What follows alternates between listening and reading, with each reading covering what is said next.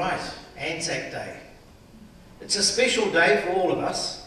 It's a special day not only for this country and Australia, but it's a special day to remember things that have gone on all over the world and the way that people have made sacrifices. And not just the serving military, you know, it's the people that were left behind. It was the mothers that lost their sons. It was brothers that lost their brothers. So now's the time when we can reflect on things that went on, and it's good that we've got a day that we can put aside for that purpose. And today I'm just going to start by talking about a couple of people. And one of them is my grandfather. So this is a picture of him taken when he signed up as an 18-year-old and went off to France, you know, the big adventure, the huge adventure that was going on at that time. And now when I look back and I think, what a con job, you know. What a disgrace, really. And we're sitting right on the brink of it happening again. That's the frightening thing. We don't seem to learn lessons. But anyway, we're talking about here my granddad. This is John Hilfrey. And there's some things that are scattered around the room that it is. And as I go through the talk, I'll talk about little different things. And then after we've finished, you're most welcome to come up and have a look at some of the medals and some of the memorabilia and read some of the notes and things like that. But anyway, this is my granddad. So he actually was born in South Australia, but came here when he was about 5 years old. And this is his photo, the photo that each soldier was given. This is actually the document here. They would have these photos done, and that would be a very proud thing, you know, to have your photo done in uniform, to give to your family, to give to your loved ones. And you can't quite see it, but in here there's a little insignia. And if we closely looked at that, you'll actually see this symbol, and it's here. We would know this and recognise this as a swastika, but it's actually the Aryan cross, and it's the cross of peace, which when you look at it on a soldier's memento is a bit odd, isn't it? But that's actually what was on there, and all of the soldiers had these. And these were times when you went away to the front, you were very controlled as far as what you could write back home. And here's a sample of you weren't allowed to write a letter. Well, you know, correspondence was controlled, and you had a telegram thing, and you just got to cross out what didn't apply. So when he wrote home, he had the options, I am, he could write quite well, or I have been sick, or I've been injured, and you cross out what didn't apply to you. Letter follows that first opportunity, so they weren't allowed to mention where they were or what they were doing, and all the rest of it, and all they could do is sign it and date it. Anything else that they put on there, that would be destroyed. So these were very much controlled. Now, my granddad did something that was quite illegal when you were in the army, and that was he kept a diary. And this was a diary that is now over 100 years old, and we've got a copy of the diary, and there's a photocopy of it here. And in the front page of this diary is a very interesting statement, because these young soldiers had seen death at first hand. They knew that at any time they could be killed. And he wrote a note in the front of this, and it says, in the event of loss or death, will the finder please send to Miss M. Oliver, Reamers Avenue, Auckland, and oblige a mate. And when you look at something like this is so that if he was killed, somebody could take that diary and give it to his girlfriend, who later became my grandma. So you've got all of those sort of things. You know? When you start reading things like this into somebody's life, you start to get an idea about how people were thinking. And in the diary, you know, he enlisted in January the 6th, 1916. It goes on. This is all his results from the shooting range at Trentham Camp. But then he goes for active service on June 19th. So we've got to think about the times. We've got to think about what was going on in his mind. He gets on the ship, the T-57, the Tahiti, and it leaves from Auckland. So he gets on the train, what they call the Rattler, and they would come to Auckland from Wellington. Then they would get onto this troop ship, and off they would go. Interesting little points in here, these are just sort of snippets of what was going on. So within 3 days of leaving, here it is, just a little note, it says, buried Gibson. And I'm thinking, well, this is, here's the first burial at sea. And they're only 3 days out of Auckland. Virtually they've just cleared the coast. And then you go on the next few days and you start reading about things like this, buried Lieutenant Sharp. Burial of Sergeant Legg. Meningitis, measles. Here we've got men that are fit, healthy men. We bung them on a troop ship, we cramp them all together, off they go. Within days of leaving their home, they're burying people over the side of the boat. So this is sort of almost frightening. Now, the modern generation struggle to read the script. It's written in pencil, it's very light, and it's longhand, and we can understand it, but young kids can't. So what we did is as a family, we reproduced the diary, and we typed, my cousin actually, typed every page. And so members of the family can actually have a typed out copy of the diary. So from here on in, it gets a little bit, we can start to read it a bit more, and he's now getting into England, and he's going to overseas, and the adventure's really starting. And it talks about old houses, it talks about things that happen, which company he get in there. Then here he is, he's in France, and he's 30 feet down in a mine shaft.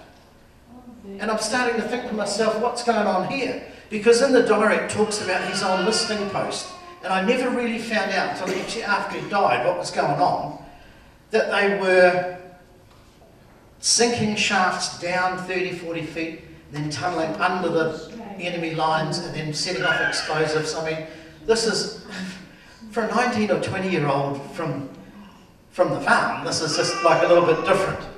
But look at the notations that we've got here. 24th, Christmas Eve, fine weather. Christmas Day, wet. And then 4 days later, saw dead Australians lying in no man's land in hundreds. This was the reality of it. Just things that went on in there.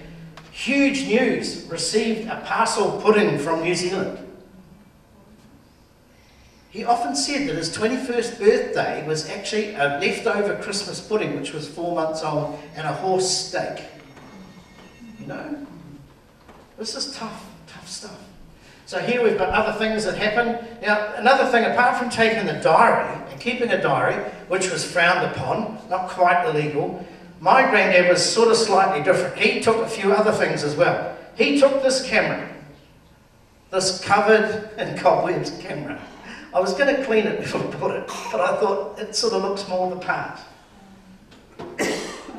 And he took photos of things. One of the famous photos that he's got in one of his albums, it's actually a whole picture of clouds. It's nothing, this is like nothing there. But he swears black and blue, there was an aeroplane up there. The aeroplanes were novel. In fact, in here it says the clouds were thick, there were 6 at a time up in the sky. So things like that. He also took a portable gramophone. Now, who goes to war with a portable gramophone? My granddad. And this thing here, I've assembled it, but it plays discs, 78s.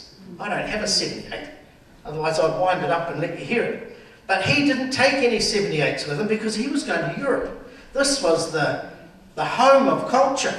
He was going to get 78s when he got there, and he couldn't find any. So he carries this radiogram, wind-up gramophone, in his pack, all the way around the world, never used it, brought it home again. So, these are things. Now, not all funny. Battle of Messines, he was shot, very badly injured. When we were kids, we used to like going fishing with Granddad because we'd get in the dinghy and he'd have to roll his legs, trouser legs up, and we could see the bullet holes. And as kids, that fascinated us. But here's like he came back from the war, invalided home. On sticks, he got married to May Oliver. his girlfriend, and he got married and he's on these 2 sticks. They wanted to amputate and things like that, but they saved his legs, which was good. But as a returned serviceman, you weren't really well treated in those days, especially in this country. You were given £100, which you had to pay back. With that £100, you could buy a plot of land, and they would tell you where you could have the land. And they sent him way out West Auckland on some scrubby bit of 10 acres in a place called Waimauku on the way to Muriwai Beach. So the idea was that that's where you were to go and die. To sweeten the deal, they gave him a lifelong pass on the railways. Now, he died in 1974, and he said this is the only thing I ever got out of the government, that he had this railway pass, which included the Inter-Island ferry, and so he could do the caravan holidays to the South Island, and he travelled in the railways for free. So he did all right out of it, but he sort of walked with a limp. So there we go, that was his story. The Battle of Messines. In his diary he mentions the artillery is hot. This is a photograph of one day's shells in the Battle of Messines. One day. Now you can imagine the destruction that would do to people, to animals, to the landscape, and all that sort of thing. But the Battle of Messines, that's where they decided that they would put 20 tunnels. Because we're in Flanders and we're in these areas where there's no hills. And so the only little raised ground, that was where you had the advantage, and that's where the enemy was dug in. They'd been there for ages. So they decided that they would tunnel underneath. And at an appointed time, they would let these explosions go, pack the tunnels with explosions, and they would go. And as they're digging these tunnels, of course the other guys are digging towards them, trying to do the same thing. So that's why he was on listening post, where they would sink a little shaft out to one side, and they would put a couple of people out there, and their job was to listen for people digging towards you. And when it's silent underground, you can hear a lot. So there's all of these sort of things going on. All of these shafts got stuck out there, and then at 2 o'clock in the morning was when they started to get ready to go over the top, and they let off the cannon fire. Was unbelievable to keep everybody out of sight, and then they exploded these tunnels, and then the New Zealanders actually scored quite a good victory with taking the Hill 60 at Messines. So you end up with this situation. This is what they had to dodge. Mud. The whole place, the water table is quite high. Constant pumping of the shafts. People were killed, being drowned in the mud. This is what they also had to fight against as well. His cousin, now I've got a copy of the letter that's actually been enlarged, and it's up here, this letter here. This was my granddad's cousin, and his family get this letter. And it's one, these are the things that we also have to think about. His name was Drury, and Jim Drury had been shot and killed. Well, he'd been killed.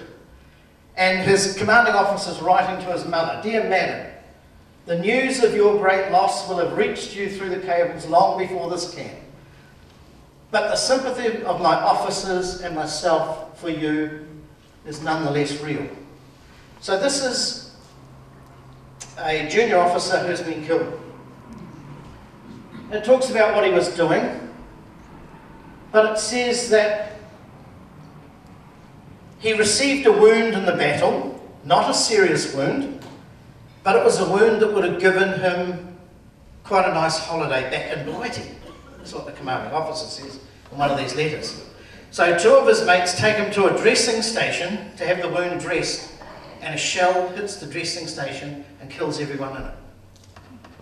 So he's gone from the battlefront, he's done all of these things, and he comes to a dressing station and they're all killed.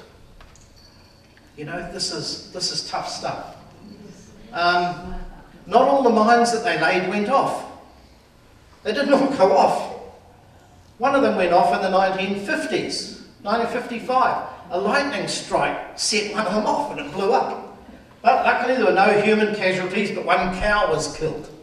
So we can sort of laugh at that and just shake your head and think, we've got 1 million tonne of TNT under the ground somewhere and we can't really account for it all, and it's unstable and a bit of lightning hits one. I know that one was hit by a farmer ploughing his field. He got a bit of a fright. This is what it looks like today.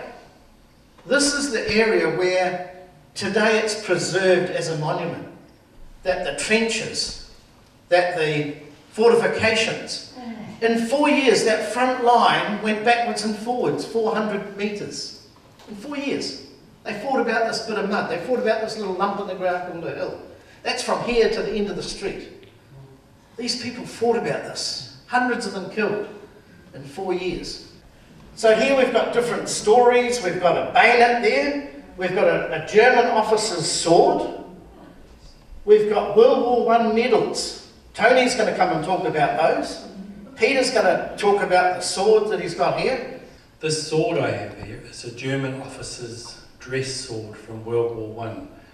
And interestingly, my grandfather never really talked about the war when he came home. I think it was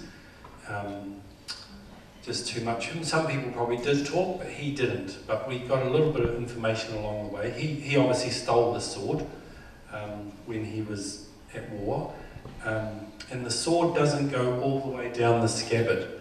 There's a dent in it. And the story that runs in the family is that's where the wagon wheel ran it over. So I have no idea if that's true or not. But we've always kept it, and we've never had it restored. And to us, it's a real family heirloom. He also came home with some German money here and a little New Testament that he carried in his pocket during that time. And to us and our family, they're very valuable items because we don't have a lot left. And also some iron crosses. We, as I said, he never talked, so I never really knew how he got them, but he did come home with them. As well as his medals and his discharge certificate from the army, and a box of bits and pieces here, little badges and things from the RSA. So to us they're only a small amount of items, but very much a family heirloom which we keep. And his cigarette case as well, that he carried his cigarettes in back in the day, with his initials on the front, James Barr was his name. So it's a few items, but very nice to have in our family. Tony, you wanted to come and talk about the medals that you've brought along. We've got them on the wall here, so we'll just invite Tony to come forward and talk about what all of these medals were and how they ended up in his possession. Right, the medals, even I can't quite remember what they are, so when you go and have a look at them, you'll see pictures here. The pictures describe what they are. The one of main interest is this one that says for bravery. The others are what we call service medals. They're just simply campaigns. They show the date. They show that grandfather went to the First World War, more or less the dates, and so on. So the main one, of course, is the for bravery one. And I often wondered what it was for, because as mentioned before, they often don't talk about what they did. He did talk to my mother quite often, and my mother passed some of it on, because she passed away 8 years ago, so I can only rely on memory of things that my mother told me. But we did manage to get from the War Museum a record here of what the medal was for. And the bravery medal was issued, it was actually issued in 1919, but it says here it was to Private Turnbull Lawrence, and there's a bit of a story about the name, we'll come back to that.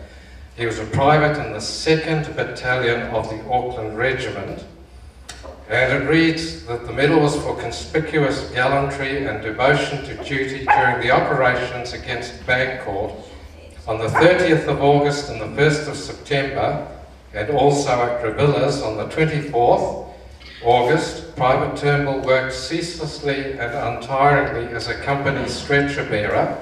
He attended to the wounded in the most exposed positions and was carrying for many hours under fire without moments of respite. Now, often during the First World War, or even after, stretcher bearers were sort of looked on as cowards because they thought they were dodging the danger, but they weren't actually. They went out into no man's land between the lines where there was live fire from both sides to bring the wounded in, and a lot of them were often decorated for bravery. My grandfather said there was one plus to the job, however. When you go out there between the lines, you don't have an NCO and an officer at your elbow. And it said it did give him quite a bit of independence from what he regarded sometimes as the bungling and bureaucracy of the army.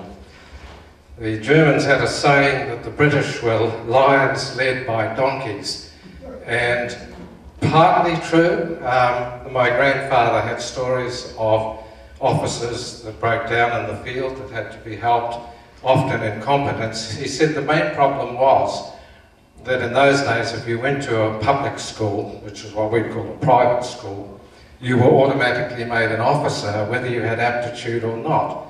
Now, of course, some of these boys did have aptitude and went on to make very, very fine officers, but a lot of them didn't. But of course, if they didn't have the aptitude, it didn't matter, they were still made officers anyway, and this tended to sort of rankle a bit. Coming back to the name Turnbull, the original family name was actually Turnvold, which, as you've gathered, is a German name. So what actually happened is, on my mother's side, through grandfather, we came from Bohemia, in the part of Bohemia known as Stab, which later on became part of the area that Hitler went into to occupy because of the German peoples living there. The family name is a German name, and most of the family, his uncles, brothers, his extended family, were able to speak German. So we suspect we're of German descent. Me and my cousins are always called boxheads, squareheads, Huns, etc. So we had the unusual situation, and this is what Evan was mentioning, of where people of German descent actually went to fight Germans. But when he went into the army and they gave his name as Turnbull, they said, well, we can't have a German name in here. And they changed it to Turnbull. When he came out, he just said, oh, it's too much effort to change it back. So the family name has remained Turnbull ever since. And so basically that's a summary there of my grandfather's thing. Now there's just one other little memento over here, which we put with Evans and Peter's stuff. In the battle that he was got the medal for was when, remember Evans said about the lines only moving 400 metres? Right at the end of the war, the Allies finally broke through the lines and they started chasing the Germans right across France and Belgium back into Germany. And the action he was involved with that he got the medal for was at that time. Now, the stretcher bearers used to treat wounded German soldiers as well, because they became prisoners, and the German officer gave him this little watch here. It's a little pocket watch of German make. It was apparently a fairly common sort of brand of watch for the time, so the officer would have been maybe a low-ranking officer. It certainly wasn't von Lucknow or the Baron von Richthofen or anyone like that. But anyway, we've got this little memento here, which will be over here with Peter's stuff and Evan's stuff. And the medals are these medals just hanging up here. And if you want to know what the ribbons and all the medals are, there's a brief note on a photo of each one of them here. There's a map of the battle he was involved in, largely around a place called Barpoon. There's some photos of around the area taken at the time, and there's a little booklet here which you probably won't have time to read, but just gives a description of the battle he was in. We actually have another PowerPoint presentation, which I'm going to invite Victoria to come and talk about. I'll just get it going on the screen.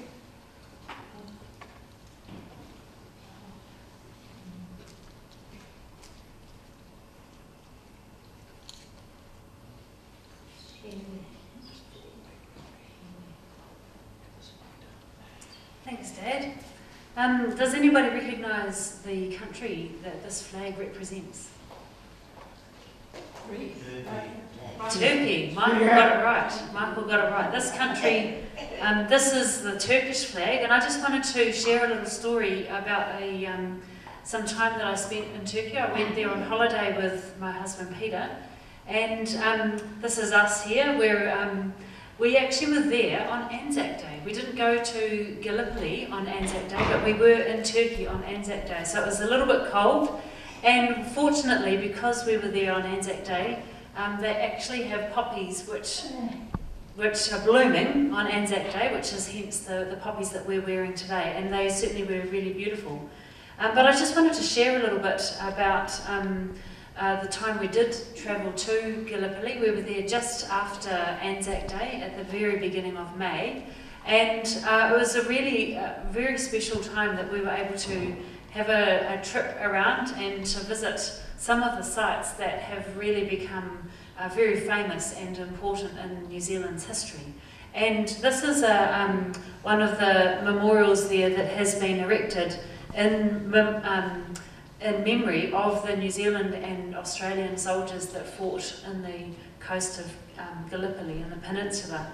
Now, the thing that really struck me when we were there is that I hadn't realised it didn't really occur to me until we travelled there, that from a New Zealand perspective, we've always had such a romantic notion of our soldiers travelling off because they were close to us. They were close to for my great-grandparents. It was a very big thing for that generation. But the thing that really stood out to me that I hadn't ever thought about before was that our men were actually, if you like, invading another country. And it would have been very strange for me to think of a lot of people invading, I don't know, Muriwai Beach and coming into my country. And that must have been what it was like for the Turks, because they had not only the New Zealand and Australian forces, but they also had British, they had Canadians, they had a lot of forces from lots of different countries, all trying to invade this very strategic waterway that goes up to what was Constantinople. And I have to say that the Turks have been defending that waterway for a couple of thousand years, and so they'd had a bit of practice and they were jolly good at it, which is why we struggled so much as a force there. So these are some of the graves that have been set there. Now this is an Australian headstone, and this person, when he died, he was 22, and that the date on that is the 26th of April 1915. And the number of graves that were there is quite sobering and really touched me. And there's another monument there, and the script on it reads, "Their name liveth for evermore." And that's what we're doing today, isn't it? We're remembering the lives that were shed on that day, and in other days as well in other places. And this photograph here was taken in ANZAC Cove, which is the place where the ships first landed, and that writing on there says, "The Australian and New Zealand Army Corps," which is what ANZAC stands for, "landed near this spot at dawn on the 25th of April 1915. I'm going the wrong way. This is another headstone here. This time it's for a Wellingtonian by the name of A.L. Simpson, and he's 21 years of age, so quite young. A lot younger maybe than anybody in this room actually. This is Peter here reading some of the plaques that they've got up to tell the story so that people don't forget. And it's lovely how they've set it all up. This here is, that sign there actually says Canterbury, so as we walked around we could actually, even though we were on the other side of the world, we had a lot of reminders that we have a New Zealand presence even on the Turkish peninsula of Gallipoli. So this is the New Zealand No. 2 outpost, and some of the stones that they've erected. Of course it would have looked a lot different in 1915.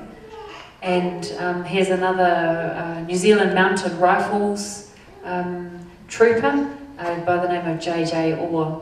Now I just wanted to share a little bit about this statue. This statue is a Turkish soldier who's actually rescuing one of the ANZAC troops. And he'd been injured and he was in no man's land, and so the Turkish soldier actually got up and carried him to safety. And I really like what Dad was saying before about von Luckner, who was kind of like, from our perspective, I guess we could say a baddie because he was from the German side, but actually they were people too, and they had a sense of right and wrong, and they were good people in a lot of cases, and I think that's the same in Turkey. They were very honourable people, but they were just fighting on a different side of the line than what we were. And so this story here tells about the Turkish forces and the good work that some of them did as well. And in English, a really common name for a boy or a man is John. And so sometimes we might refer to John as just a general man, and in Turkey, a really common name is Mehmet. So in this case, they're talking about the Mehmets and the Johnnies. In other words, the Turkish men and the ANZAC, or the Allied forces, and those men as well. And this is another one. This is a Turkish soldier statue as well that's been erected there. And then we actually we walked around the cemeteries in which a lot of the Turkish forces were buried. And in World War I, the loss of life was huge. And the Allied forces lost a lot of people in New Zealand. We lost a lot of men on the peninsula, but we only lost a fraction of the number of forces that were lost by the Turks. So the Turks, I can't actually remember the numbers, but I think for every one soldier, one ANZAC soldier that was killed, it's something like 4 or 5 Turkish soldiers were killed. So they lost a huge number of people, and they're buried here as well. And here's one of the headstones for, and actually his name is Mehmet, you can see that there. He's buried there. Also very young. And if you look really closely, this is one of the trenches. It's been reconstructed, but it would have been like that, I think, back in the day. And you can see Peter's head peering above it, fortunately quite safely. Not so in 1915, you would have done that at your peril, particularly without a helmet. And this is another statue that says, in honour of the soldiers of New Zealand Expeditionary Force, 8th of August 1915. And it reads at the bottom, from the uttermost ends of the earth, because really it was a long way to go from New Zealand all the way to Turkey. I just wanted to leave actually with this thought, because when I read this, this is a really famous quote, and it was said by a man by the name of Ataturk, and he was actually the commander-in-chief of the Turkish army, and he became the president of modern Turkey after World War II. And he's known as the father of Turkey because he changed a lot of things. The script they use is no longer the Arabic script. They use a Western script, which is why we can read it, although this has been translated into English. But I just want to read it to you because I think, like the story of von Luckner, it shows a level of forgiveness, just like what we would read about in the Bible. And it shows a huge amount of compassion and love for a man who led a country that was invaded. And I'm not sure whether we would quite be so forgiving in New Zealand if the same had happened to us. But Ataturk obviously had a lot of respect for the ANZAC troops, and really, particularly for those that never made it home. So I'll read it out to you. Those heroes that shed their blood and lost their lives, you are now lying in the soil of a friendly country. Therefore, rest in peace. There is no difference between the Johnnies and the Mehmets to us where they lie side by side. Here in this country of ours, you, the mothers who sent their sons from faraway countries, wipe away your tears.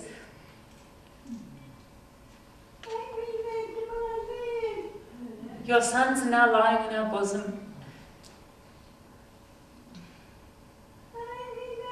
and are in peace. After having lost their lives on this land, they have become our sons as well. Clearly very moving, even to somebody like me who doesn't remember anybody who has been to, has fought in World War I, or World War II, for that matter. But just the fact that he was so loving about that, and so really wanted to reach out to the families here in New Zealand, and as well as overseas, as well as their own people that were lost. So I just think from that there's a real hope and a real promise, that we can learn from war, and that we can actually learn to forgive no matter what's happened.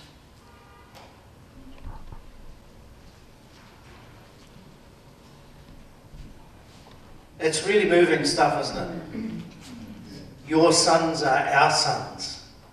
Like Victoria says, you know, what would happen if the boot was on the other foot? You know, we'd have to examine ourselves. The poppy, it's a symbol wherever you go of remembrance and memorial. And it comes to us, the poem by John McCrae, In Flanders Fields. And I'll read it to you. This is a Canadian doctor who wrote this after burying his friend in Flanders. In Flanders fields the poppies blow, between the crosses row on row, that mark our place, and in the sky the lark still bravely singing fly, scarce heard amid the guns below. We are the dead. Short days ago we lived, felt dawn, saw sunset glow, loved and were loved, and now we lie in Flanders fields. Take up our quarrel with the foe. To you from failing hands we throw, the torch be yours and hold it high. If ye break the faith with us who die, we shall not sleep, though poppies grow in Flanders fields. And then, at the end of the war, you can just sort of see the picture. We have the torch and we're throwing it to you. And if you don't pick up the torch, you'll be breaking the faith with us, the dead.